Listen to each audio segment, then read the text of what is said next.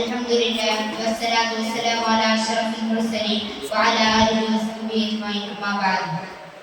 ഏറ്റവും ആദരവുകൾ നിറഞ്ഞ ഉസ്താദുമാർ, ഈ വേദിയിൽ ഉപവിഷ്ടരായിരിക്കുന്ന പ്രിയമായ സുഹൃത്തുക്കൾ, എൻ്റെ പ്രിയ മാതാപിതാക്കൾ, എല്ലാവർക്കും അസ്സലാമു അലൈക്കും.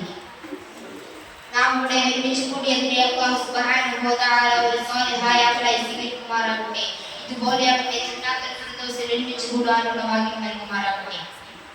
മുത്തുനബി സല്ലല്ലാഹു അലൈഹി വസല്ലം തങ്ങളുടെ മിലാദ് ലോകമാനം കൊണ്ടാടുന്ന ഈ സുന്ദര സമയത്ത് ഞാൻ അവിടെ നിന്ന് അല്പം വാഴ്ത്തി അവസാനിപ്പിക്കാം.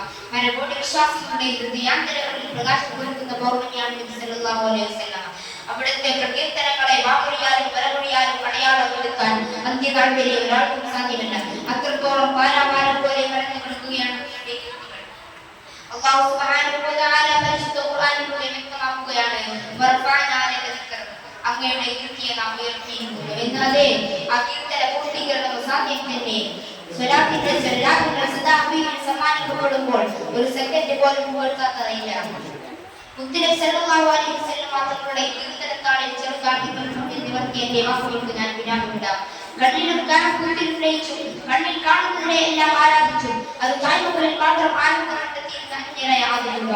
അതായിരുന്നു 6-ാം നൂറ്റാണ്ടിലെ അറേബ്യൻ സമൂഹത്തിലേക്കാണ് നബിയുടെ യുഗം.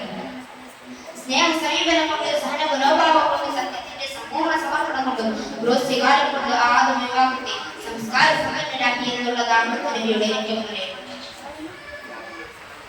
പിറന്നതിന് കുഞ്ഞാണെങ്കിൽ നിർമ്മയം ജീവനോടെ വിളിച്ചു കൂടിയ കാട്ടാളന്മാർക്ക് മുമ്പിൽ 2 പെൺകുട്ടികളെ വിട്ടുനൽകി ഉണർത്തി വലുതാക്കിയവരുടെ പരലോകത്തെ പ്രതിഫലം കുമ്പാരം ഉണ്ടാവുമെന്ന് അറിയിച്ച് സ്ത്രീകൾക്ക് സത്യവകാശം കൊണ്ടെന്ന് പ്രഖ്യാപിച്ച് അവിടുന്ന് ഞാൻ വിളിച്ചു വർണ്ണ വിജയനത്തെ പടികടത്തിക്കൊണ്ട് വെളുവെളുത്ത സൽമാനുൽ ഫാരിസി തങ്ങളെയും സാഹോദര്യത്തിന്റെ അവരുടെ ബഹുമാനയും സലാത്തുകൾ അഭികരിപ്പിക്കുവാനും അവിടുത്തെ സുന്നത്തുകൾ ജീവിതത്തിൽ പ്രാവർത്തികമാക്കുവാനും നാഥൻ തൗഫീഖ് നൽകുമാറാകട്ടെ. ദുആ ചെയ്തുകൊണ്ട് എന്റെ വാക്കുകൾക്ക് ഞാൻ വിരാമമിടുന്നു. അസ്സലാമു അലൈക്കും വറഹ്മത്തുള്ളാഹി വബറകാതുഹു.